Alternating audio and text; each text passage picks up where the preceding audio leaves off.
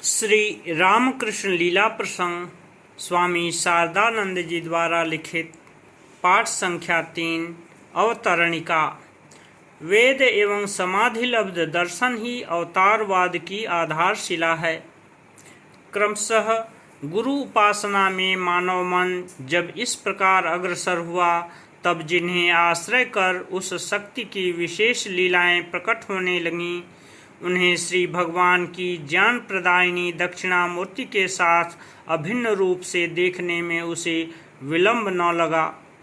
ऐसा प्रतीत होता है कि इसी तरह आचार्य उपासना अवतारवाद के विकास एवं उसकी परिपुष्टि में सहायक हुई।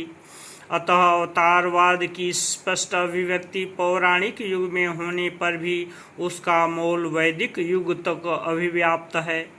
यह विशेष रूप से बतलाने की आवश्यकता नहीं है। वेद, उपनिषद एवं दर्शन युग में मानव को ईश्वर के गुण, कर्म, स्वभाव के बारे में जो विशेष ज्ञान प्राप्त हुआ था, वही पौराणिक युग में स्पष्ट रूप से अभिव्यक्त होकर अवतार संबंधी विश्वास के रूप में परिणत हुआ।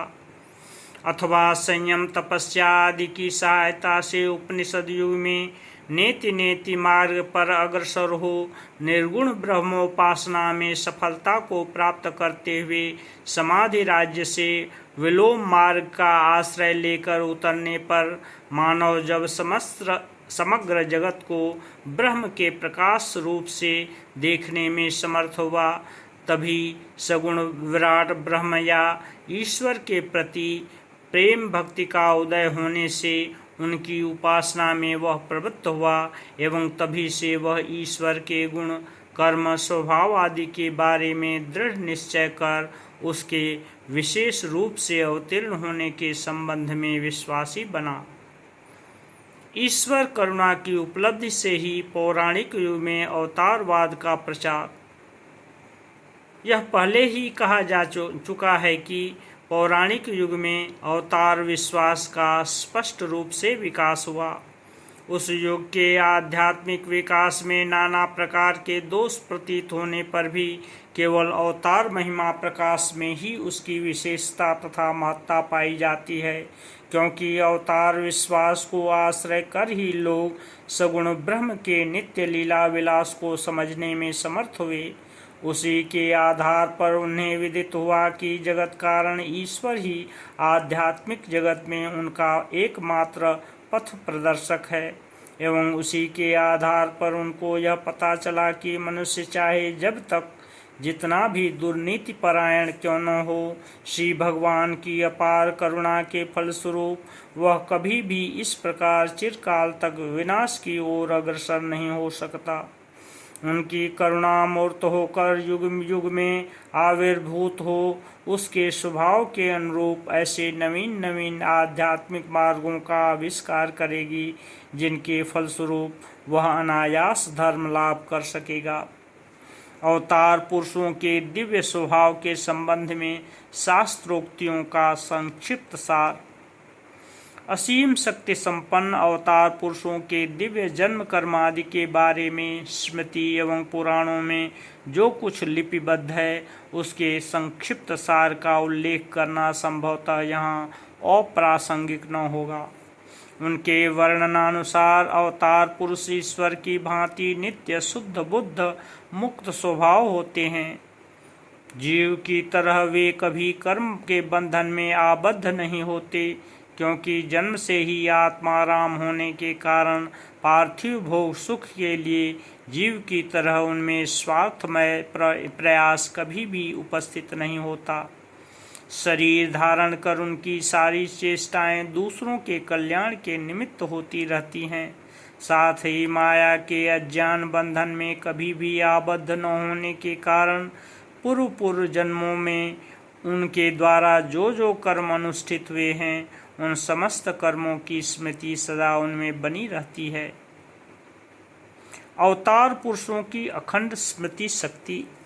प्रश्न हो सकता है कि क्या वह अखंड स्मृति बाल्यकाल से ही उनमें विद्यमान रहती है? इसके उत्तर में पुराणकारों का कथन है कि उनके भीतर वह स्मृति सदा विद्यमान रहने पर भी शैशव काल में उसका विकास नहीं होता। किंतु शरीर एवं मन रूपी यंत्रों की सर्वांग संपन्नता के साथ ही साथ स्वल्प प्रयास से अथवा अनायास ही उसका उदय होने में देर नहीं लगती। उनकी प्रत्येक चेष्टा के बारे में भी यही समझना चाहिए, क्योंकि मनुष्य शरीर धारण करने के कारण उनकी समस्त चेष्टाएं सदा मनुष्य की भांति ही होती रहती हैं।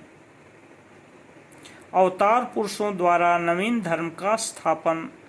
इसी प्रकार शरीर एवं मन की परिपूर्णता प्राप्त होते ही अवतार पुरुषों को उनके वर्तमान जीवन का उद्देश्य पूर्ण रूप से विदित हो जाता है।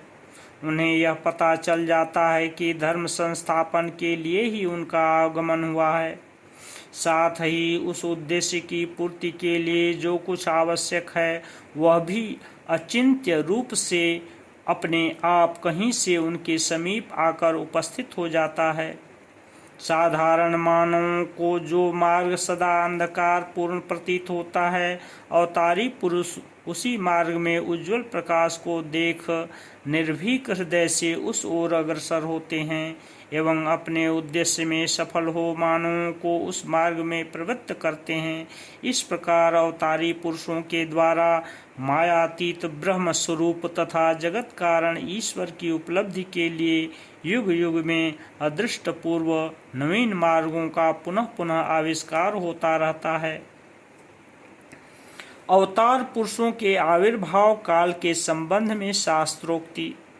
अवतार पुरुषों के गुण कर्म स्वभाव आदि का इस प्रकार निर्णय करके ही पुराण कर्ताओं ने अपने वक्तव्य को समाप्त नहीं कर दिया है, किंतु उनके आविर्भाव काल तक का उन्होंने स्पष्ट रूप से निरूपण किया है। उनका कथन है कि जब सनातन सार्वजनिक धर्म काल के प्रभाव से ग्लानि युक्त होता है, जब माया जनित अज्ञान के अनिर्वचनीय प्रभाव से मुग्ध होकर मानव इहलोक एवं पार्थिव भोग सुख की प्राप्ति को ही सब कुछ मानकर जीवन व्यतीत करने लगता है तथा आत्मा ईश्वर मुक्ति आदि इंद्रियातीत नित्य पदार्थों को किसी एक ब्रह्मांड युग के स्वप्न राज्य की कवि कल्पना मानकर छल बल तथा चतुराई से सब प्रकार की पार्थिव संपत्ति तथा इंद्रिय सुख को प्राप्त कर भी अपने वास्तविक अभाव को दूर करने में समर्थ न हो, अशांति के गाढ़ अंधकार पूर्ण असीम प्रवाह में निपतित होकर यातनाओं के कारण हाहाकार करता रहता है। उस समय श्री भगवान अपनी महिमा के द्वारा सनातन धर्म को राहु कवल से मुक्त शशांक की भांति उज्जवल रूप प्रदान करते हैं तथा दुर्बल मानवों के लिए कृपा पूर्वक शरीर धारण कर उनका हाथ पकड़कर उन्हें पुनः धर्म मार्ग में प्रतिष्ठित करते हैं। जैसे कारण के बिना कार्य की उत्पत्ति नहीं होती, उसी प्रकार सार्वजनिक अभाव को दूर करना यदि आवश्यक न होता तो ईश्वर भी कभी लीला शरीर का अवलंबन कर संसार में न आते। किंतु उस प्रकार का कोई अभाव जब समाज के प्रत्येक अंग को विनाश कर डालता है, तब श्री भगवान की असीम करुणा भी घनीभूत होकर उन्हें जगत गुरु रूप से आविर्भूत होने के लिए प्रेरित करती है। यह कहने की आवश्यकता नहीं कि इस प्रकार के अभाव को मिटाने के लिए लीला विग्रह के बारंबार आविर्भाव को देखकर ही पुराणकारों ने इस सिद्धांत को स्वीकार किया है। वर्तमान काल में अवतार पुरुषों का आविर्भाव। अतः यह स्पष्ट है कि नवीन धर्मों के आविष्कारक जगत गुरु सर्वज्ञ अवतार पुरुष युग की आवश्यकता की पूर्ति के लिए ही आविर्भूत होते हैं। धर्म भूमि भारत विभिन्न युगों में अनेक बार उनके पदांकों को अपने हृदय पर धारण कर पवित्र हुआ है। युग की आवश्यकता उपस्थित होने पर असीम गुण संपन्न अवतार पुरुषों के शुभ आविर्भाव अभी तक भारत में दृष्टिगोचर होते हैं। अभी 400 वर्ष से कुछ ही काल पूर्व इसी प्रकार श्री भगवान श्री कृष्ण चैतन्य का अदृष्ट पूर्व महिमा से युक्त हो श्री हरि नाम संकीर्तन में भावोन्मत्त होने की बात लोक प्रसिद्ध है। क्या पुनः वह काल उपस्थित हुआ है? विदेशियों की दृष्टि में घृणास्पद नष्ट गौरव निर्बल भारत के लिए युग की आवश्यकता पुनः उपस्थित होकर श्री भगवान की करुणा में प्रबल प्रेरणा जागृत कर क्या उसने वर्तमान समय में भी उन्हें शरीर धारण कराया है? अशेष कल्याण गुणगण संपन्न जिस महापुरुष के दिव्य चरित्र के वर्णन में हम प्रवृत्त हुए हैं, उनके जीवन की विस्तृत आलोचना से यह स्पष्ट रूप से जाना जा सकेगा कि वास्तव में वही स्थिति उत्पन्न हुई है।